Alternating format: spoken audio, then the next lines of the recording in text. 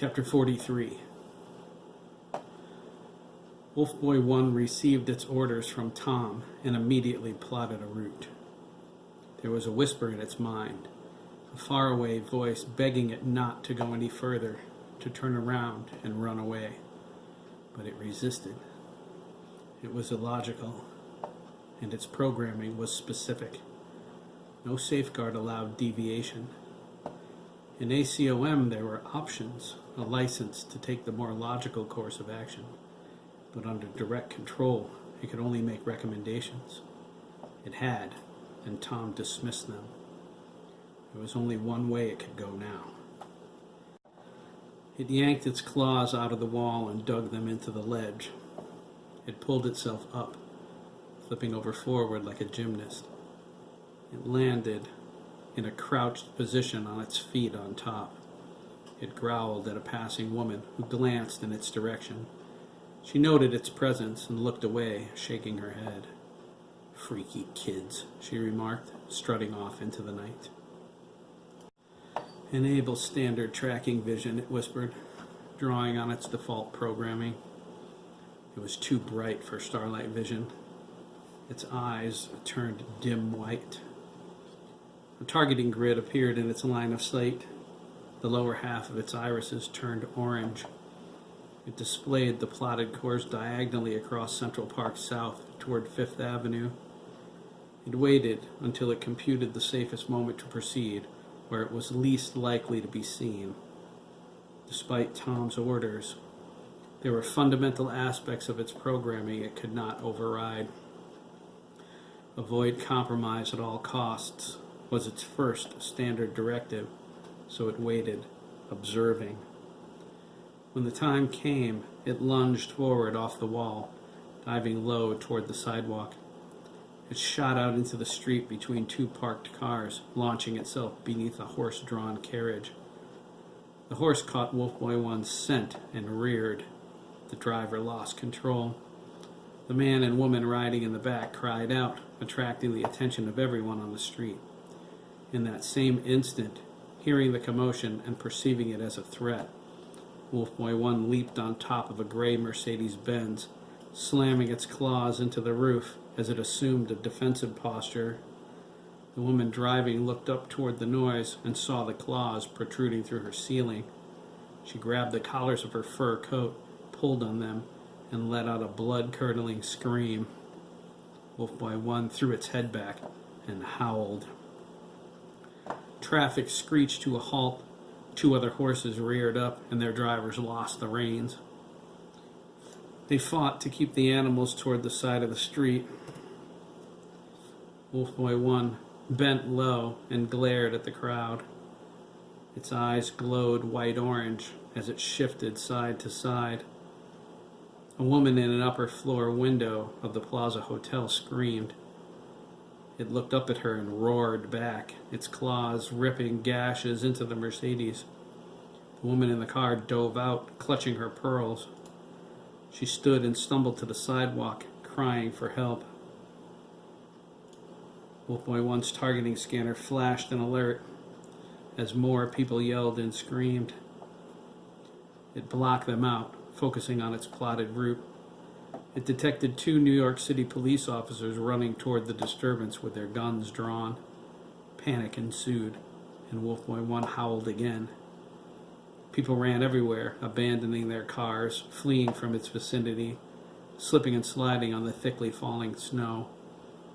Wolf Boy 1 crawled down the side of the Mercedes, its claws crunching holes into the windows and the door. It touched the street, dug in, and ran on all fours to the opposite corner. The police officers caught a glimpse of its movement and trained their weapons. Wolf Boy 1 sensed the danger. Weapon detected. It computed the officers' field of vision and shifted direction into a crowd of panicked onlookers. It dove into them at knee level, retracting its claws as it knocked some of them over. They tripped into others, falling and crying out with surprise. Through the mass of tangled, frightened bodies, Wolf Boy 1 zipped toward 58th Street. It paused on the corner, crouched low, and bared its fangs at a bell-ringing Santa Claus standing next to a Red Cross kettle. Santa Claus shook his head. "Forget it, kid," he said. "This is the Big Apple. I see scarier crap than you on the subway every day." He resumed ringing his bell. Wolf Boy 1 leaped over him. It scanned in a three-dimensional circle. It chose an escape route straight up the side of a building, south across 58th. It scaled the building, shoving its claws into the wall for grip. Seconds later, it was over the top and on the roof. Below, the two officers reached 58th Street. Whatever they saw, it was gone. They looked at each other, shrugged, and holstered their weapons. "'Tis the season," one of them muttered. He dropped a quarter into Santa's kettle. "Yeah, for frickin' wackos." Wolf Boy 1 didn't pause on the roof. It charged over it and leaped across Fifth Avenue to the western side of the street.